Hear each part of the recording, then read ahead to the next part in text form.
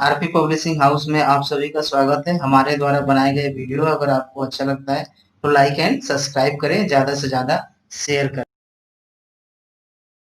Hello friends, इस video के माध्यम से मैं आप सभी से स्टोरी टेलिंग के बारे में जानकारी साझा करूंगा। कहानी कथन। कहानी एक प्रविधि है जिसके माध्यम से बच्चों में भाषा, वाणी एवं शब्दकोश का विकास किया जाता है। कहानी सुनना सभी बच्चों को अच्छा लगता है, चाहे वह दिव्यांग हो या सामान्य। तो आइए हम देखते हैं कहानी कथन क्या है। तो कहानी कथन में हम किसी भी कहानी को कहते हैं और उसे सुनाते हैं। ये कहानी का आपका अर्थ है। कहना और सुनाना। कहानी कहने अथवा सुनाने से किसी भी विषय के सूक्ष्म या जटिल अंशों को इतना सरल बनाया जाता है कि जो क्लासरूम के बच्चे हैं वो क्लासरूम के बच्चे उसे बहुत ही जो है सरलतापूर्वक समझ जाते हैं। तो ये जो है आपका कहानी का ये अर्थ है। और इस रूप में जो है हम कहानी एक बच्चों को सुनाते हैं। सूक्ष्म और जटिल जो अंश हैं उनको हम काफ़ी सरल बनाकर हमें उन्हें सुनाते हैं, जिससे कि वो सरलतापूर्वक जो बालक हैं उसको समझ सकें। तो ये आपके कहानी का अर्थ है।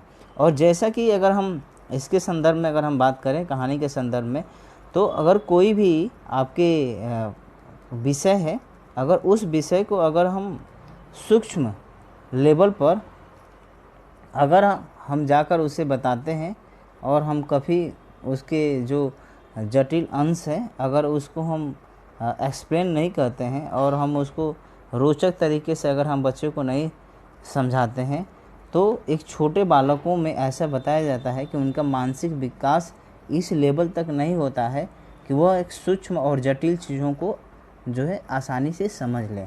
तो कहानी का में यही या कहानी सुनाने का मुख्य यही उद्देश्य होता है कि जो भी आपके सूक्ष्म और जटिल जो कंसेप्ट है उसको इतनी सरलता से और से समझाया जाए या सुनाया जाए जिससे कि बच्चे उसे सरलतापूर्वक समझ सकें।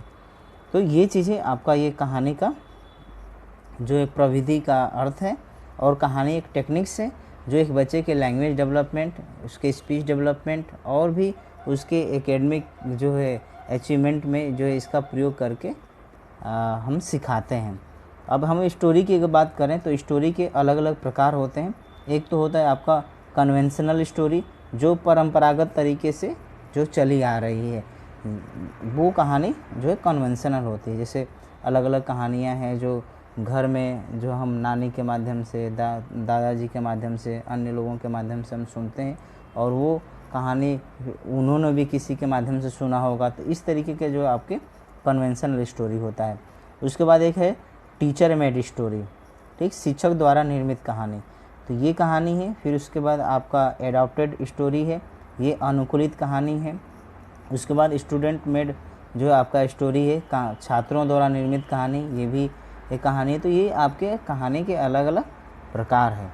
अगर हम कहानी के उद्देश्य की बात करें तो कहानी के माध्यम से शिक्षक जो है नए शब्दों का विकास करता है एवं पहले सीखी हुई शब्द को नए शब्द के साथ जो है या नए स्थितियों के साथ जोड़कर उसको सिखाता है। मतलब हम यहाँ पे एक बच्चे के वोकैबुलरी को हम उसके शब्दकोश का विकास करते हैं और वो नए शब्द का हम किसी अन्य परिस्थितियों के साथ या नए परिस्थितियों के साथ जोड़कर हम उसके वोकैबुलरी को हम विकसित करते हैं।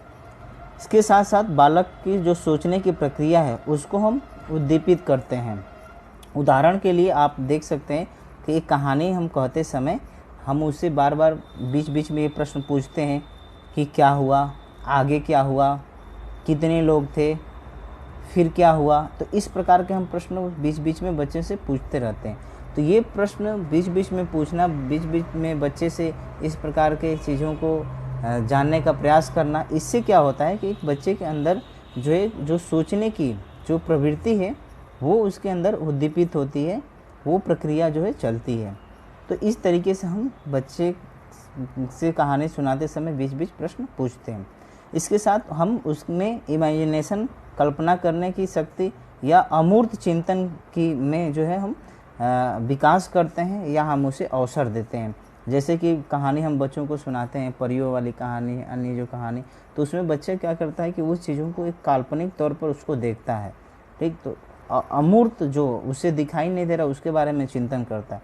तो ये जो कहानी का ये आपका मुख्य उद्देश्य है, जो अभी 3-4 उद्देश्य हमने बताया कि एक तो वोकैबुलरी डेवलप करना, दूसरा उसके सोचने की प्रक्रिया को उद्दीपित करना, और आपका तीसरा है इमेजिनेशन और अमूर्त चिंतन का उसके अंदर विकास करना, ठीक। तो ये चीज़ें अगर हम कहानी के रूप देखें, ठीक है, फॉर्म्स ऑफ स्टोरी अगर हम देखें तो इसमें है सबसे पहला आपका घटना के माध्यम से कहानियाँ, जो स्टोरीज होती है, कुछ स्टोरीज थ्रू जो है नरेशन के माध्यम से, उसके बाद जो है आपके खिलौने के तोड़ जोड़ से जो कहानियाँ होती हैं, इसके बाद पठन के माध्यम से भी कहानियाँ होती हैं, कंप्यूटर के उपयोग के माध्यम से भी कहानियाँ हम बच्चों को सुनाते हैं, ये चीज़ें, चित्र के क्रम के माध्यम से भी कहानियाँ हम बच्चों को सुनाते हैं। और कुछ इसमें से उदाहरण मैं आगे आपको बताऊंगा, ठीक। तो आप ये देख सकते हैं, चित्र के माध्यम से भी कहानियाँ हम सुनाते हैं, श्रव्य दृश्य के माध्यम से भी हम कहानियाँ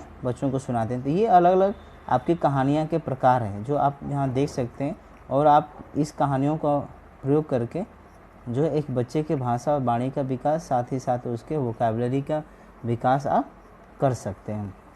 जो भी आप ये कहानी सुनाएंगे, इन कहानियों में आपको ज़्यादा से ज़्यादा वार्तालाप करने की जो है ज़रूरत पड़ती है। बिना वार्तालाप के आप इस कहानी को एक बेहतर तरीके से बच्चों के साथ आप प्रस्तुत नहीं कर सकते हैं। अब जैसे उदाहरण के तौर पे यहाँ देख सकते हैं कि चित्र कार्ड के माध्यम से यहाँ पर कहानी दिखाया गया है कि देखिए अब ये कहानी के अलग अलग आपके प्रकार है। अब देखिए अब यहाँ पर प्यासा कौवा की कहानी है। अब इसमें पहला देख रहे हैं कि आप ये बच्चे, एक कौवा जो है यहाँ पर उड़ रहा है। उसके बाद हम इस चित्र को दिखा के बच्चों से पूछ सकते हैं।